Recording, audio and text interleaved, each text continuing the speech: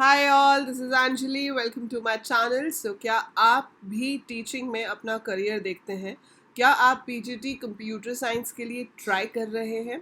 सो आपके लिए एक बहुत अच्छी खबर है कि इस बार बहुत सारे स्कूल्स में वैकेंसीज निकली हैं for 12th computer science, that is computer science PGT teachers के लिए। इस डेजिग्नेशन का नाम कंप्यूटर साइंस पीजीटी कहा जाता है, but you are suppose to teach both computer science as well as informatic practices, जो कि दो मेन सब्जेक्ट्स हमारे पास हैं in academics as an option in class 12। इन सब्जेक्ट्स को अब इतनी ज़्यादा इंपॉर्टेंस क्यों मिल रही है? क्योंकि अब बहुत ज़्यादा कोर्सेज हमारे पास आ गए हैं 12th के बाद, जैसे कि काफ़ी यूनिवर्सिटीज़ में बीसीए जो है उसकी एलिजिबिलिटी क्राइटेरिया ही यही है कि 12th में या तो आपके पास मैथ्स होना चाहिए या फिर सीएस या आईपी में से एक सब्जेक्ट होना चाहिए।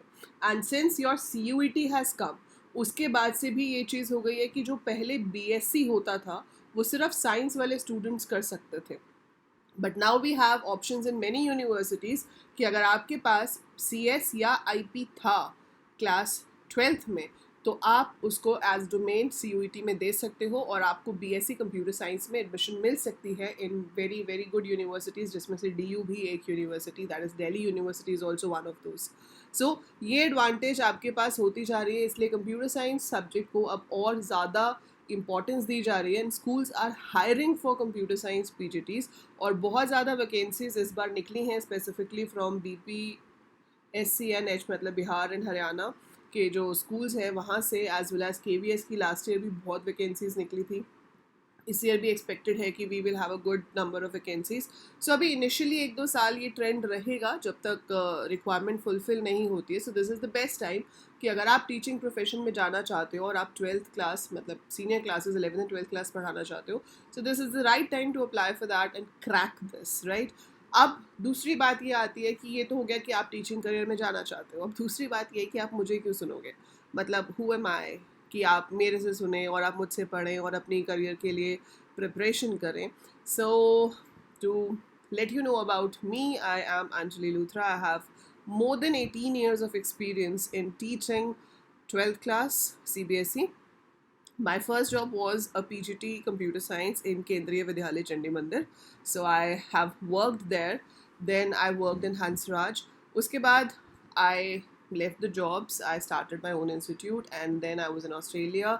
And क्यों छोड़ी जॉब मैंने, उसके लिए भी रीज़न है कि I didn't want to work only till class 12th। ठीक है, मुझे सिर्फ एक लिमिटेड सिलेबस में नहीं रहना था। I wanted to be there for college students. I wanted to help them for placements. So I teach almost all the programming languages which I see, ho C++ ho, Java ho, Python ho, JavaScript ho, PHP ho, whatever it is, right? But आप लोगों को specifically वही prepare करना है जो आपके syllabus में है। जब मैंने पढ़ाना शुरू किया था, that time we had C++ in computer science and we had FoxPro in IP. Can you believe that? वो अलग बात है, उसी साल फॉक्स प्रो चेंज होकर विजुअल बेसिक में कन्वर्ट हो गई थी और फिर विजुअल बेसिक के बाद विजुअल बेसिक .NET आया, फिर जावा आई और अब पाइथन है। तो अभी बेस्ट चीज़ ये है कि चाहे CS हो या IP हो, दोनों में ही हमारे पास मेन लैंग्वेज पाइथन है और SQL हमेशा से चलता आया है and you have computer networks, right? So अब मैं आपको बताती हूँ कि किसी भी बोर्ड से आप दे रहे हो, किसी भी स्टेट के एग्ज़ाम है, most of the states specifically which are listed है, they have similar kind of syllabus. थोड़ा सा आगे पीछे है, ठीक है, थोड़ा एग्जामिनेशन पैटर्न में चेंज हो सकता है, बट मोर और less it's gonna be same. ठीक है, सो आपको जब भी एग्ज़ाम देना होता है फॉर पीजीटी, आपका जो टेस्ट होता है वो मेजरली 12th क्लास के सिलेबस पे बेस्ड होता है। ठीक है, और 12th क्लास का सिलेबस आपको तभी अच्छे से आता है जब आपको 11th क्लास का आता है। सो हम कह सकते हैं कि 11th एंड 12th क्लास के सिलेबस के ऊपर बेस्ड होता है। ठीक है, if you are preparing for PGT, so I will be giving you this series which you can use any time. Like I am not making it as per specific to some dates, लेकिन जब जब आपके exams आएंगे, जब exam की date होगी, मैं ये कह सकती हूँ उससे 8-10 दिन पहले से मैं रोज़ लाइव क्लास लेके आपको डाउट्स क्लियर करूँगी, आपकी क्वेश्चंस की प्रिपरेशन कराऊंगी, रिविजन कराऊंगी। वो मैं आपको वन शॉट्स प्रोवाइड कर दूंगी जब भी आपका एग्ज़ाम होगा उस डेट से पहले। But the whole playlist will provide you the whole syllabus. So आपको मेजरली सिलेबस में कवर क्या करना होता है? You have to cover Python. ठीक है, सो पाइथन आज की टाइम में वैसे भी आई थिंक हर किसी को सीखनी चाहिए, क्योंकि लॉजिक्स बहुत स्ट्रांग होते हैं पाइथन सीखने से। और अगर आप डेटा साइंस में भी अपना करियर बनाना चाहते हो लेटर, सो पाइथन सीखने से सिर्फ ऐसा ही नहीं है कि टीचिंग ही अकेला आपके पास ऑप्शन है। अगर आप डेटा एनालिस्ट बनना चाहते हो, डेटा साइंस में बहुत सारे करियर होते हैं, बट उसमें से अगर आप सिर्फ डेटा एनालिस्ट बनना चाहते हो तो पाइथन एसक्यूएल, डेटा एनालिस्ट बनने के लिए क्या चाहिए, पाइथन चाहिए, एसक्यूएल चाहिए, पावर बीआई चाहिए, एक्सेल चाहिए। एक्सेल तो ऑलमोस्ट सबको आता ही है। पाइथन एसक्यूएल आपका यहाँ से हो जाएगा। एक एक्स्ट्रा टूल पावर बीआई आपको सीखना होगा। You are good to apply for data analyst jobs also. ठीक है, सो ये पूरी प्रिपरेशन जब आप करोगे तो ना कि आप सिर्फ टीचिंग करियर के लिए तैयार हो रहे हो, बट अगर आपका इंटरेस्ट है तो आप डेटा एनालिस्ट की जॉब्स के लिए भी अप्लाई कर सकते हो, राइट। सो आपके सिलेबस में मेजर है पाइथन, DBMS एंड एसक्यूएल। ठीक है, then you have concepts of computer networks. और अगर हम 11th के कुछ टॉपिक्स उठा लें CS के, तो हमारे पास वहाँ पर आ जाता है कंप्यूटर फंडामेंटल्स, जिसके अंदर आप बेसिक पढ़ते हो कि कंप्यूटर की जनरेशन्स क्या थी, कंप्यूटर के क्लासिफिकेशन क्या है, नंबर सिस्टम क्या होता है, decimal to binary conversion, binary decimal conversion, those basic stuff, right. और वो बेसिक स्टफ आपको आना चाहिए। वो है बहुत बेसिक लेकिन बहुत इंपॉर्टेंट होता है, काफ़ी कॉम्पिटिटिव एग्जाम्स में भी वो यूज़ किया जाता है। So you should have that knowledge. ठीक है, सो टीचिंग के लिए देखो दो चीज़ें आपको चाहिए होती है। टीचिंग के लिए सिर्फ ऐसा नहीं है कि आपको नॉलेज होनी चाहिए टॉपिक की, आपको उस नॉलेज को रिप्रेजेंट करके आना चाहिए। आपको अपने सामने बैठे स्टूडेंट्स का जो ध्यान है वो आकर्षित करके रखना होता है कि भाई बच्चे को वो चीज़ इंटरेस्टिंग लगे, है ना। अगर आपको कोई चीज़ बोरिंग लग रही है तो वो उसमें कभी पढ़ ही नहीं पाएगा, उसको मज़ा ही नहीं आएगा, है ना। और कोडिंग तो एक ऐसी चीज़ है जिसको हम बहुत ईजीली बहुत इंटरेस्टिंग तरीके से रिप्रेजेंट कर सकते हैं, बिकॉज हेयर इसको हम कहते हैं, आई होप आप में से कितने लोगों को इसकी फुल फॉर्म पता है, देखते हैं। सो वेसविग कुछ कहते हैं इसको। Let me see who all writes the full form of this in comments. So what you see is what you get, या what you code is what you get. तो जो आप लिख रहे हो, है ना, what you write is what you get कह लो, या what you code what you get कह लो, कि जो भी हम काम करते हैं जब हम उस चीज़ को स्क्रीन पे कोड करते हैं हमारे पास आउटपुट उसी टाइम आता है। हमें वेट नहीं करना पड़ता कि आज काम किया है तो 10 दिन बाद रिजल्ट आएगा, नहीं, अभी प्रोग्राम बनाया अभी आउटपुट आएगा, है ना। सो इट इज़ वेरी इंटरेस्टिंग। आप रियल लाइफ प्रॉब्लम्स को लेकर उनको सॉल्व करके दिखा सकते हो कोडिंग से, और जब आप खुद भी सीख रहे हो तो आप रियल लाइफ प्रॉब्लम्स को ऐड कर सकते हो।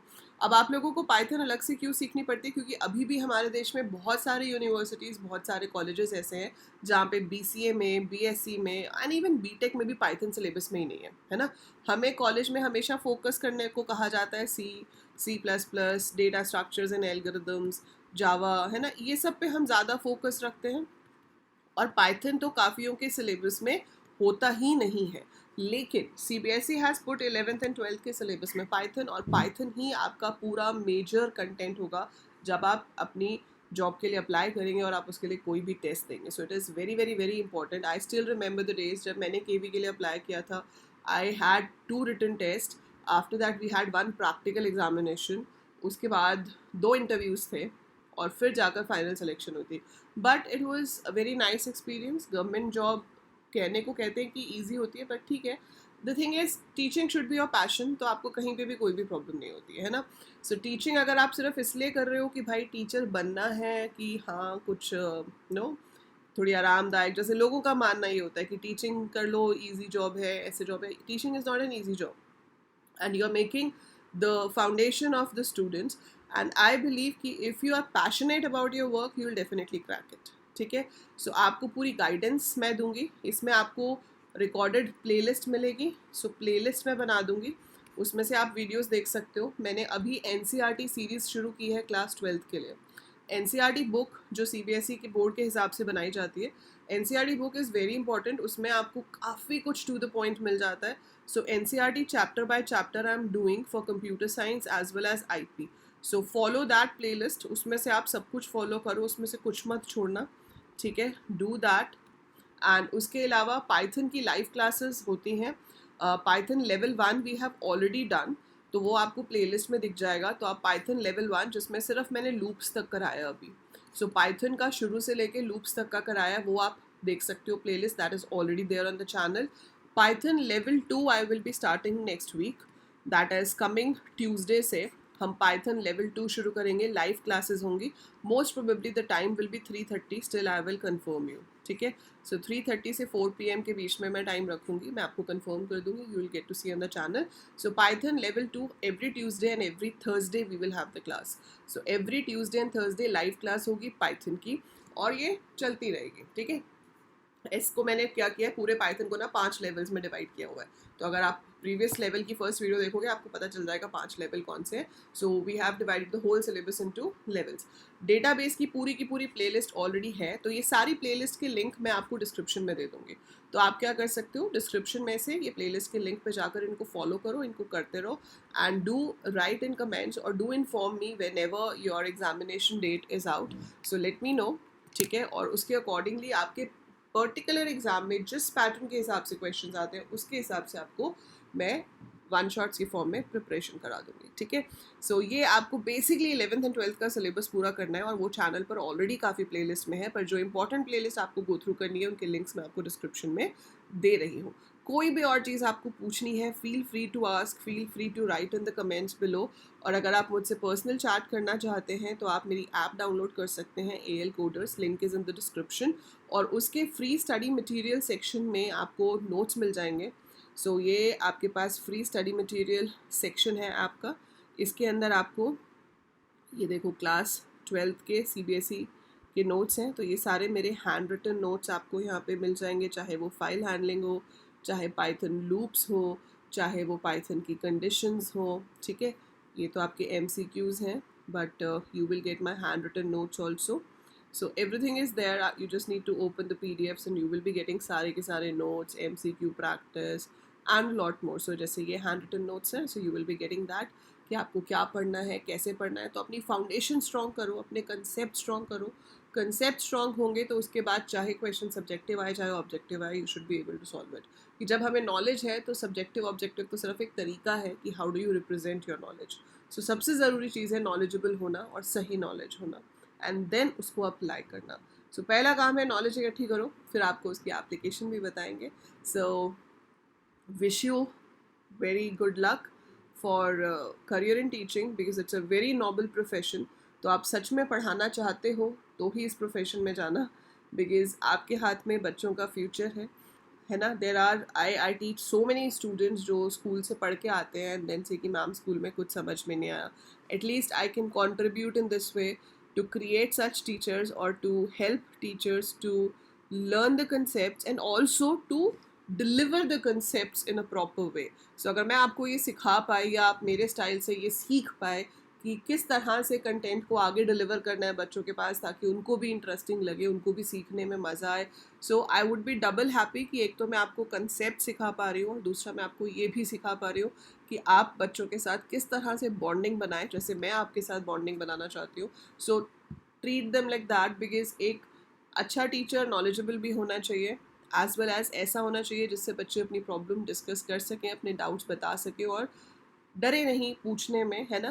दूसरी जगह ना जाना पड़े पूछने के लिए कि भाई मुझे ये समझ में नहीं आया। अगर आपसे समझ में नहीं आया तो आपसे पूछ सकें कि भाई मुझे नहीं समझ में आया, मैम बता दो, and you should be able to answer them and satisfy them. So all the best for being in this career.